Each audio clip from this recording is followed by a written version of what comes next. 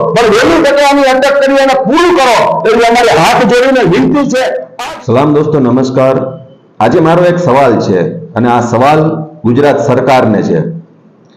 સવાલ છે કે શું મુસ્લિમ સમાજ ગુજરાતમાં સેકન્ડ ક્લાસ સિટીઝન છે?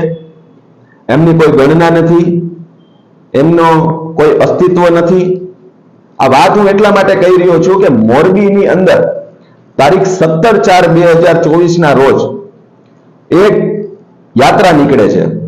જ્યારે આ યાત્રા મુસ્લિમ વિસ્તારની અંદરથી પસાર થઈ રહી છે ત્યારે દરગાહ ચોક ખાતે ગેબન શાહ પીરની દરગાહની સામે સંપૂર્ણ મુસ્લિમ વિસ્તારની અંદર મુસ્લિમ સમાજની લાગણી દુભાઈ, હિન્દુ અને મુસ્લિમ બંને વચ્ચે એકતા ભાઈચારામાં પલીતો ચપાઈ અને બે કોમ વચ્ચે વૈમનસ્ય ઊભું થાય આવી હરકત જાહેર માર્ગમાં કરવામાં આવી।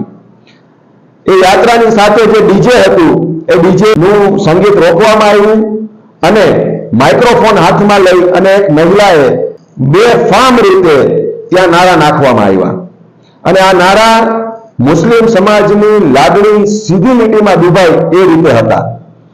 ત્યાં બંદોબસ્તમાં હાજર રહેલા સ્થાનિક પોલીસ ઇન્સ્પેક્ટર દ્વારા એ મહિલાને રોકવામાં આવે છે, એની પાસેથી માઇક લઈ લેવામાં આવે છે અને યાત્રા આગળ પસાર થાય છે।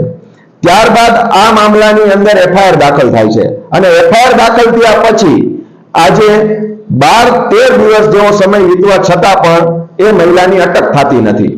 એમને આગોતરા જામીન માટેની પ્રોસેસ કરે છે, નામદાર કોર્ટ એમના આગોતરા જામીન રદ કરે છે અને હજી સુધી એ મહિલાની ધરપકડ થઈ નથી।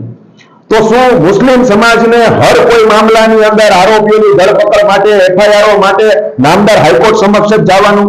નડિયાદની અંદર સેમ ટુ સેમ મામલો બન્યો હતો જેમાં નામદાર હાઈકોર્ટની ટકોર બાદ એફઆઈઆર દાખલ કરવામાં આવી।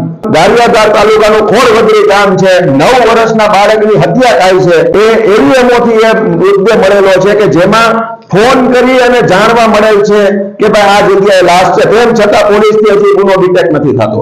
શું મુસ્લિમ સમુદાયને દરેક જગ્યાએ આવેદનપત્રો લઈને ઉભા રહેવાના, દરેક વખતે નામદાર હાઈકોર્ટ સમક્ષ જવાનું, દરેક વખતે તમારી પાસે હાજીજી કરવાની, દરેક વખતે ટ્વીટ કરવાના, દરેક વખતે રજૂઆતો કરવાની અને દરેક વખતે ક્યાંય પણ જો રજૂઆત કરવા જાય તો પણ મુસ્લિમ સમુદાયના યુવાનો છે એની સાથે તમારા કાયદો અને વ્યવસ્થાની સ્થિતિ તરત એનાથી બગડી જાય છે। મહેરબાની કરીને ગુજરાતના રાજ્યના ગૃહમંત્રી શ્રીને મારી વિનંતી છે કે જે રીતે મુસ્લિમ સમુદાયના કોઈ વ્યક્તિ કઈ પણ બોલે છે અને જે રીતે તમામ એજન્સીઓ કામે લાગી જાય છે અને લઈ આવે છે, અમે તો એની પણ સરાહના કરી છે, ત્યારે પણ કોઈ મુસ્લિમ સમુદાયના વ્યક્તિએ કદાચ કોઈ ગુનો કર્યો હોય, પોલીસે સારી કામગીરી કરી હોય તો ટીવી ચેનલોની અંદર પણ અમે એની સરાહના કરી છે ગુજરાત પોલીસની। તો એ બહાદુર ગુજરાત પોલીસને આજે મારી નમ્ર વિનંતી છે કે આ મોરબીની અંદર આ બેન જે બફાટ કરી ગયા છે, આ બેફામ બોલી ગયા છે અને મુસ્લિમ સમાજ તમારી રાહ જોઈને બેઠો છે કે તમે જો એની ધરપકડ કરો તો અમને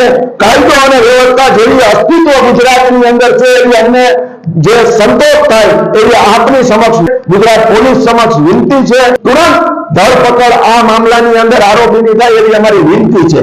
અમે કોઈ અલ્ટિમેટમ આપવામાં માંગતા નથી। આપ જે પગાર લ્યો છો એ લોકોના ટેક્સના પૈસાનો પગાર છે ને એ ટેક્સ અમે પણ ક્યાંક આપીએ છીએ, એટલે મહેરબાની કરી અને આ આરોપી છે એને અટક કરીને આ મામલાને પૂરો કરો, કારણ કે સમગ્ર ગુજરાતના મુસ્લિમ સમાજની લાગણી દુભાણી છે। તમામ મુસ્લિમ સમાજના લોકો એકબીજા ચર્ચા કરી રહ્યા છે, સમાજના આગેવાનોને રોજના 200 ફોન આવ્યો છે કે આ મામલામાં ધરપકડ નથી થઈ, ધરપકડ નથી થઈ, ધરપકડ નથી થઈ।